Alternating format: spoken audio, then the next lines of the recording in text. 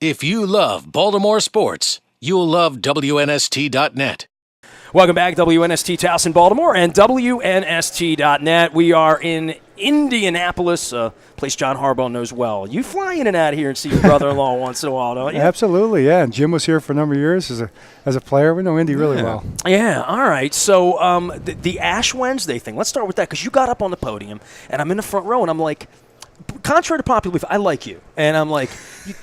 Is the popular belief that you don't like me? Well, I don't know. I'm not really aware of that. I didn't. No, I mean, but I do like you, and I was a little concerned. I'm like, I was with you yesterday. You didn't have a bruise on your head. I'm like, did he hug a player who had? I don't. But all day. I mean, just give me the Ash Wednesday thing, because people are going to see the video tonight on the news and say, "What happened to John? Did Nestor elbow him in the cab or something?" Well, yeah. No, Ash Wednesday. It's a Catholic tradition. It's pretty important. It's a great message. You want to know what the basic message of the thing is? What Go Lent? for it. Well, it's Lent. It's the idea that they say sacrifice. From ash you came, and from dust you came, and to dust you shall return. It's humility. It's a recognition of our mortality. As human beings, and then the regeneration through your Christian beliefs, obviously. Well, I just was worried about you. I saw the head, and I said, what, did he fall last night? You thought I didn't wash my face or something this morning. And I caught on like 3/4 of the way through, and I'm like, I'm glad I didn't go like this. Before you go, stop before you go up there. I said, did Chad not look at you? Whoa. I mean, did Chad just send you up there like that? I was worried about He kind of nudged me in the front row. I said, it's good. It's good. It's okay. I knew exactly. Let's talk some football. I mean, you didn't get any of the hard questions. The organization feels stable to me, to the point where, like, you guys know what you're doing. You're here. You've been down this road many times, and there are needs to fill, and I think it's pretty obvious to everybody what the needs are. Yeah, exactly. I mean, I think all of our fans and people understand where we can get better as a football team, personnel-wise. The answer is always the same. We're going to get better any way we can, everywhere we can. But there are some positions that need some immediate help and attention, and that's part of it. And part of the offseason of Ngata and Smith and every other question that a couple years ago was Heap and, Derek Mason, and this is football. This is what we do. Yeah, it's hard to give a definitive answer to any of that stuff, because, just got to – it's a process. We've got to let it play out and see where it goes. We want those guys back. I feel like I say the same thing most every year. We do want them back. There's obviously a priority list in place, but really this year's a little different. There's a lot of ones. It's not a situation where we can't bring a number of guys back. I feel like most all the guys that we've talked about, we can bring back. A couple of guys are going to be harder because they're going to, their pay could skyrocket, and that's, but that's the way it works every year. Financial part of it aside for Haloti, he has a year left on his deal. We know what the cap figure is reportedly, and is it difficult as an organization, as a coaching staff, front office, when you have a player like him, and you guys were in the same position with Terrell Suggs a year ago, in not getting caught up too much on what they've done for you over the years, which clearly playing at a high level, but also acknowledging he just turned 31, what history shows, and clearly there are players who defy that, but history shows how much more does he have left is a very real question. How difficult is that for an organization when you're talking about players who have been lifelong Ravens and making that decision? Yeah, Luke, that's exactly right.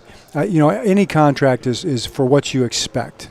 It's not for what somebody's done. You never pay backwards, you pay forward.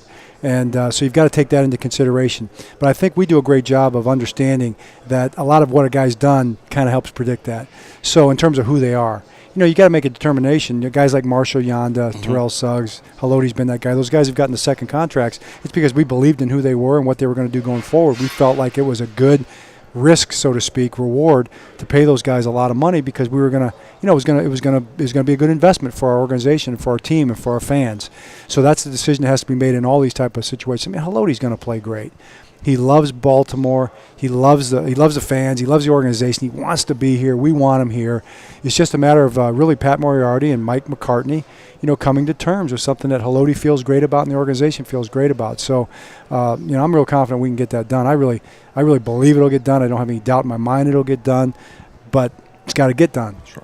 And the money. This is the money season. I mean, I guess from the coaching standpoint, you just let Pat deal with all that, but you're clearly aware of all of that. Well, yeah, we go down to Florida and we have all those conversations, so I know exactly, really to a penny, what we're capable of doing and how it all spreads out. We do a great job. That's how Steve works. I mean, I'm involved in that with Pat and with Ozzie, so I've learned a lot about the cap in 7 years now.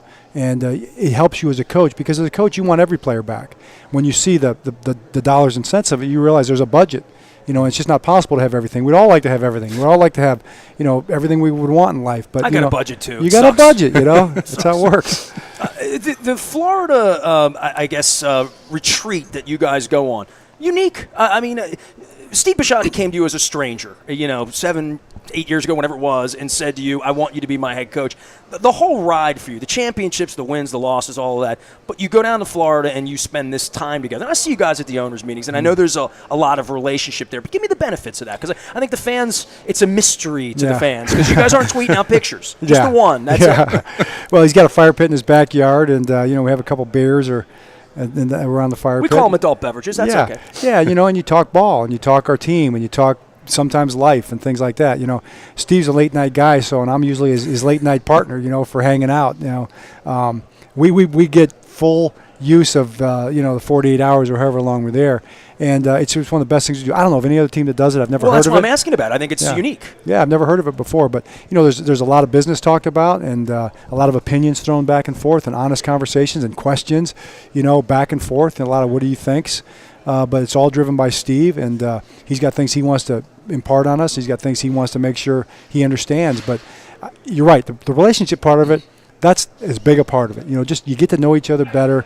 We go out to dinner. We're not playing golf or anything like that. It's like what Luke and I do in Indianapolis. We just go out to dinner and we get to know each other better. Eat a steak that was way too big. You guys are like here at this desk for hours after hours during the day. You don't go home. It's a good thing we like each other. Yeah, it's a brotherhood. But I guess in the case of Steve with you, is there any point in the season where you don't know what he's thinking? Or is there something where at the end of the year it kind of all gets laid out? I'm sure there's no surprises by the time you get to Florida. No, right? I never get surprised. He's just how he is. He's always letting you know what he thinks. He's always talking. We talk 2, 3, sometimes 4 times a week. We're talking all the time. Now, a month, I asked you this during your podium session, more from a football standpoint, but Mark Trestman now, having a month to work with him, I know he worked with your brother in Oakland, and Jim at one point said he taught him everything he knew as far as coaching and applying that. But a little hyperbole. but the opportunity to work with him now, what have you learned? What have you liked? And I guess it's just the juxtaposition of this hire. It came together so quickly after last year where you had the extensive search. You looked and settled on Gary. Just how interesting was that doing it 2 years in a row? And I guess with Mark, your impressions now a month in. I guess I just got better at it. It took me 3 weeks last year. It took me 2 days this year, even less. But no, he's worked great. He's worked hard. He's dug in with the other coaches. He's studied enormous amounts of tape, playbook, install tapes, things like that. And I think he's learned the language. He's a guy. He's a multilingual football linguist, I guess, somehow. Well, he even speaks Canadian. He speaks Canadian football. Imagine that. That's a little different language. But he's able to take our language and take our system and immerse himself in it, so we don't have to change it for the players. Tell me about your relationship with him and knowing him. I was in Mobile when you made the hire in the afternoon, and all the Chicago people around, they wanted to come over, talk about it and all that. My first thought was he knew Ozzie, like from a long time ago, longer than you guys. But you and Mark, same room, same time prior to hiring him. Well, I knew him through my brother mostly. I'd run into him at different events and things like that. Ozzie, I think, was there 1 year with him when he was coaching in Cleveland. I think he was coaching quarterbacks. So Ozzie always liked him. It's not like they're tight or anything like that, but it's fun to see those guys get back together and reminisce a little bit and laugh, which is always nice. So they have they go back to their younger days. But Jim was really a big part of that, because he really thought a lot of Mark all the years. And when Jim told me, when I got to know kind of about Mark through Jim back then, when Jim was coaching in Oakland, then every chance I had a chance to seek Mark out, I would do it and talk to him a little bit. But it was always just kind of, hey, how you doing, and stuff like that. Did you know Gary all that well? I didn't know Gary much at all either. Yeah. I think that's an incredible leap of faith to take that on. Obviously you do your homework and talk to as many people as you know.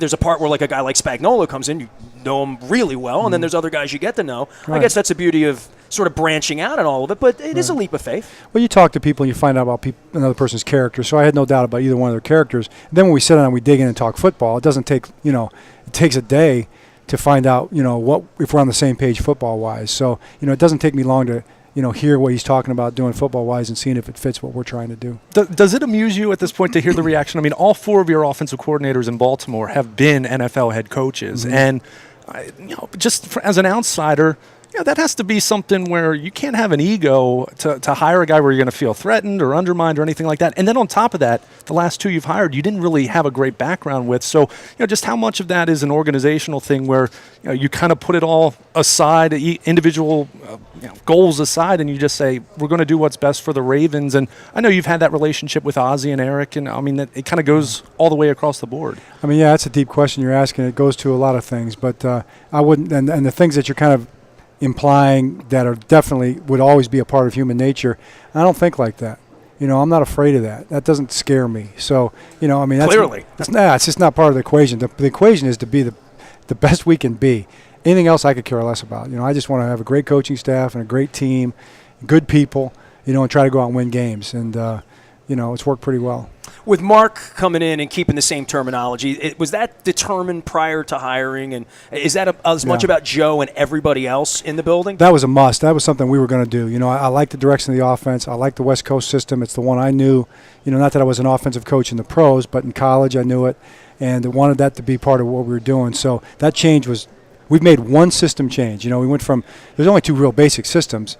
There's a lot of branches of all the systems, but there's the number system, the Coryell system, and there's the West Coast system, which is kind of the Paul Brown and morphing into Bill Walsh. And those are the two main systems. They both come from Sid Gilman. If you want to take it all the way back, Sid Gilman's probably the father of the modern passing attack. So all these things started with Sid Gilman. So there's a lot of similarities, but I wanted to be in this system and stay in this system. We've made the one system change, and this is the one we're going to stick with. I like this football history with John. This is your college class when you're done with all this. There you go. If you love Baltimore sports, you'll love WNST.net.